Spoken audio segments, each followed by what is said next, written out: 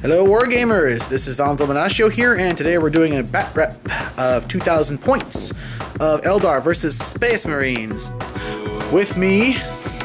Hey guys, I'm Nick. I'm normally a Tyranny player, but I'm giving the Space Marines a go today, so this is going to be interesting. We shall see. First time ever Marines. Let's see what happens. Alright, well, we just rolled for Warlord traits. Nick rolled on, I believe, was the strategic traits, right? Strategic, we got number 2. It's enemy units within 12 inches of the Warlord must take years of lowest leadership, not the highest. And I rolled a 5 on the strategic traits, which means... +1 to my reserve rolls. No, -1 to your reserve rolls. That's what I meant. Right.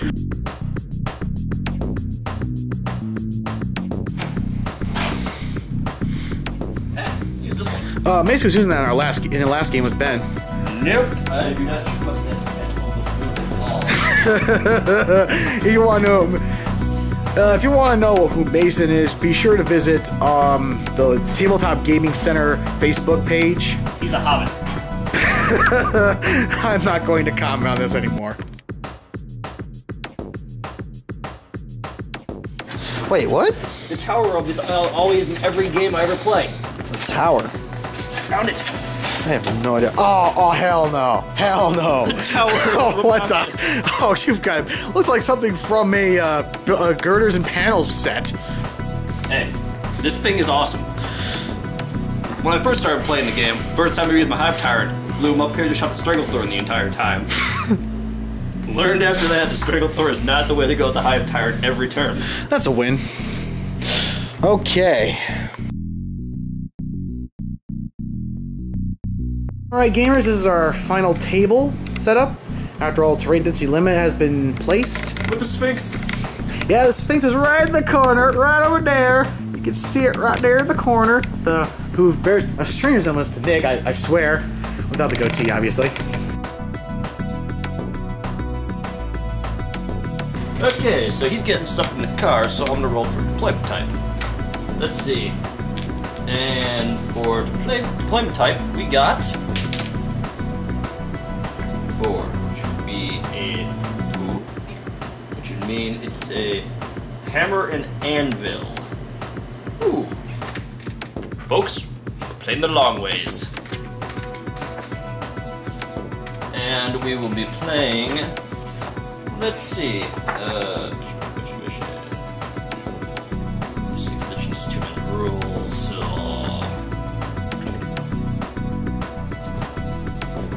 If only I could just say annihilation would be different. Okay, let's just roll.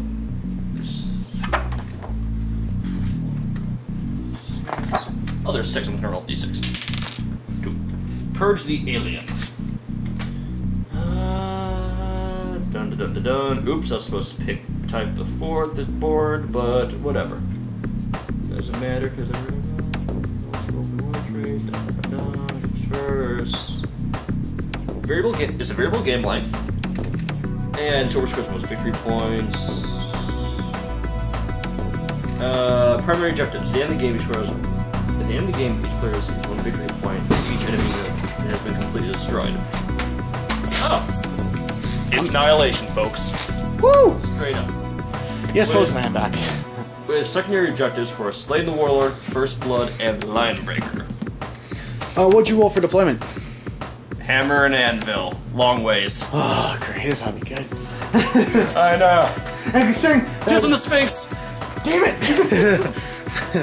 Fine, you can take the Sphinx. I take it back. I'll prop my Land Raider on top of the Tower of Noxious. I dare you to try. Now, can the Spartans aim downwards, or is that possible? They can aim downwards at a 45-degree angle. Oh no, math is involved here. Math, your worst enemy. Blah.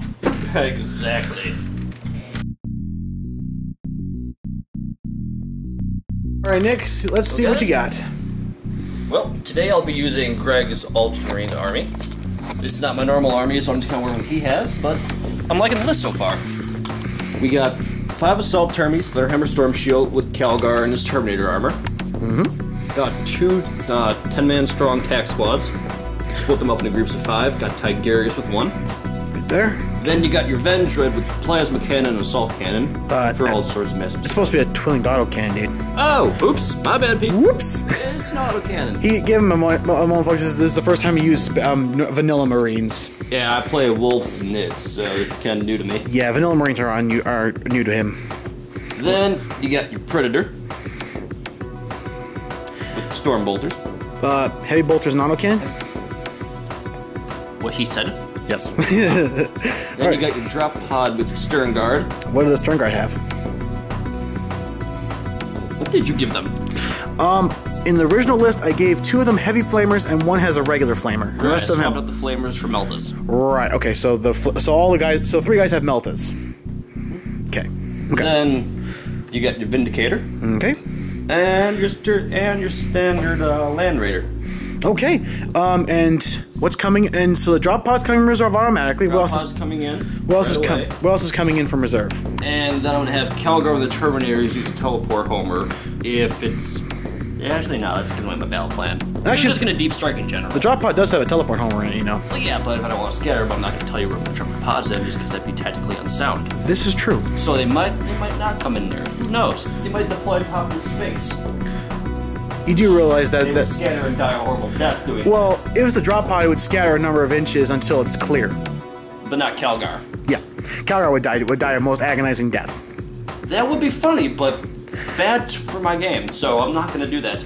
Okay, I guess we'll just do the Eldar army then. And now we got Greg's army. Okay, people, and here we have the Eldar army. Yes, this is the first time I'm using my new Eldar army because I just recently finished painting them. So let's go look at the action, shall we? What we have over here is the Eldar avatar of Cain. All Caney-like. Yes. Well, he's not my warlord, surprisingly enough. He's just going to be the pain train, I like to call him, because he's going to suck up a lot of damage. I mean, come on. Wouldn't you want to have a demon creature with, I don't know, with some awesome stats that can suck up a lot of damage and not die? Just saying. But, alright, my warlord is right over here with my Farseer. She is attached to a Dire Avenger squad. And the Dire Avenger squad is being led by a Exarch. Yes, that's a Warlock model, I know, but I forgot to paint the Dire Avenger Exarch model, so get off my back. Anyway, the Farseer has 3 psychic powers. She has Mind War, Eldritch Storm, and Doom. For intended purposes. Doom is evil. Yes, it is. That's not the point. The Exarch, I believe, has Defend. Can't remember if it has Blade Storm or not, but I think he just has Defend. So okay, let's go to the Wraith Lord. The Wraith Lord does not have a psychic attached to him, so he's subject to the Wraith Sight rule, where if I roll a d6 and roll a 1, he's inactive, can't move, shoot, or assault, and he is hit automatically in close combat, yada yada yada. He's currently equipped with a Scatter Laser and his Wraith Blade. Just for all intents and purposes, it's Wisiwig. Except for the Shuriken catapults on his arm, that doesn't count. Behind him, we have a small squad of Dire Avengers. I'm hoping those guys will be my objective catching unit. But since we're playing Annihilation, that's irrelevant.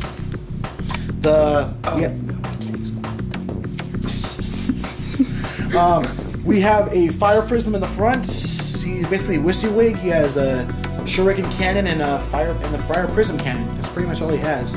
I think he also has a Hollow Field or something, but anyway. And behind him, we have a Falcon Grav Tank with a Bright Lance and a Pulsar and a Twinkling Shuriken Catapult, and a squad of 6 Howling Banshees. The Howling Banshees are equivalent to the Assault Marines. This is for Nick's peace of mind. The Howling Banshees all have power weapons. What are they equivalent to? Assault Marines. Okay. Or in this case, Vanguard veteran squads. Okay. They all have power weapons. The Exarch, right back here, has an Executioner which adds +2 to her strength. So her strength would be 5 or 6. I think it's 6 in this case. So like I said before, Falcon Grav Tank with 6 Howling Banshees. The Howling Banshees have power weapons and Banshee masks, and the Exarch has an Executioner that adds +2 to her strength. For all intents and purposes, so you know. What's their strength normally? 3. Okay, so they'd be 5. Yeah. Moving on. Over here, we've got a squad of Warp Spiders. The Exarch has two Spinneret rifles, and Power Blades. basically it's a stabby, shooty model. Explain everything to me after that. Okay. Well. Then we have a squad of Dark Reapers. They just have their 4 guys with Reaper launchers. The Exarch has the one that can allow them to shoot blast weapons. We have a squad of Eldar Rangers, which I upgraded Pathfinders with better sniper rifles, allowing them to shoot with AP1 weapons if I roll, I think it was either 5 or 6 to wound. Well, we'll worry about that when the game goes on. Like I said, I'm not very familiar with Eldar yet, so sorry if I'm under any scrutiny. So yeah, we have the Warwalker. He has a Bright Lance and a Star Cannon. Basically, he's just going to be a mobile weapons platform, much like the Space Marine Predator. He's going to roll in the battlefield and start taking out vehicles or heavy infantry, so on and so forth. And last but not least, we have a squad of Eldar Guardians. As you can see, the Eldar Guardians have a Eldar missile launcher grav platform, and they're going to be mounted up in a Wave Serpent. So, and the Wave Serpent has a twinning Bright Lance and a Shuriken Cannon. And that's pretty much it. Hey guys, I just finished deploying first. Here's what I got to work with. We got the Predator, then I got Tigurius's Combat Squad? Tigurius and the Combat Squad on there with the multi-multi guy. By the way guys, didn't have any multi-multi models, so we're proxying. If you see a rocket launcher, it means multi-multi. Yeah, we're proxying because I was too lazy to bring the correct models. It happens. No big deal. Fair enough. They got my Vendread sitting up there just for added annoyingness. Because even if you get past the cover save, I have to re-roll, I think, right? Or do they not stick? What? I'll learn Space Marines on the fly. Then, maybe the tactical blunder of the game. Hopefully he doesn't seize initiative, but to make it fit up front, I had to cock him to the side. I'm sure he'll be fine. I'm sure he'll be fine. It's very unlikely I'll seize the initiative. Very unlikely. Last time we played, you said I'm never going to seize initiative. You roll a 6 and he'd wipe me off the face of the earth because I had all my nids lined up at the front line. It could happen, folks. Just letting you know. Always be prepared for that. Move on. Then we got another tech squad right there. Yep. Then we got one down there at the bottom level. There he is. There they are. You can see them because they're blue. They're hard to miss. Yep. Ultra Smurfs. Hey. I'm playing them. I can call them what I like. They're Smurfs. Yeah, but they're my army. Only I get to call them the Ultra Smurfs. Fine. I'm hyped for the Gargamel now. Yay! Okay. All right. And then I got the last tech squad over there. And then for my reserves, I got Termes with Calgar. And for your reference, the Land Rare's right there. Oh yeah, there's a Land Rare too. Sorry, folks. Completely forgot about it. Termes with Calgar. Then I got the POW with Sterngar that's going to come in on turn 1. And that's about it for me, so time for Greg to deploy. Okay, well, the Eldar are all set up if you want to look at the map. See, as Nick was actually stating, it's the Wall of Death. The big old firing squad. You get in their range and it's going to get chewed up, I'm guessing. Yeah, so we have here the Falcon Grav Tank. It's got the Howling Banshee squad inside of it, just FYI. The Wave Serpent over here has the Guardian squad. In the front, we have the Dark Reapers in cover. Same goes for the Eldar Pathfinders. The Avatar Kane's over here is just going to run up and kill stuff as soon as he can. Is Kane hooked up with anyone? No, he's by himself. Okie dokie. He is, let me just move him out of the way to make him, there. It was deceiving. Yeah. Well, actually, I don't think the Avatar can because he's not an independent character. Eldar tomfoolery. Anything is possible. Moving on. Of course. Fire Prism's over there just because he can. Warwalker. I put the Wraith Lord 6 inches to the Farseer, so that way they don't have to activate Wraith Sight every turn. At least for now. The Farseer is attached to this Guardian squad, this Dark Hunter squad right there, and then you have a 5-squad Dark Hunter squad over there. That's all. And here is a big look at our board, minus my Coke bottle, which I'm removing. Indeed. Also, I have a, what was it? A Warp Spire squad in reserve, just FYI, and yeah. So, let's get started with the first turn. Nick, you're first. I, swapped out Tigurius' powers in the back of the book. And I got, for his powers, Gave Infinity, Crush, and Shockwave. Right. Which are all under the... Telepathy. table. I think the telepathy, the telekinesis. Telekinesis people. Sorry, telekinesis My table. bad. Got it. Yeah, this is the first time we're using the psychic tables at the back of the rule book, so bear with us. Let's see how it goes. Yeah, I mean, who knows? Worth a shot. It's a learning experience for both of us, considering we're both using two entirely new armies that neither of us have any experience in. So let's get started, shall we? Let's.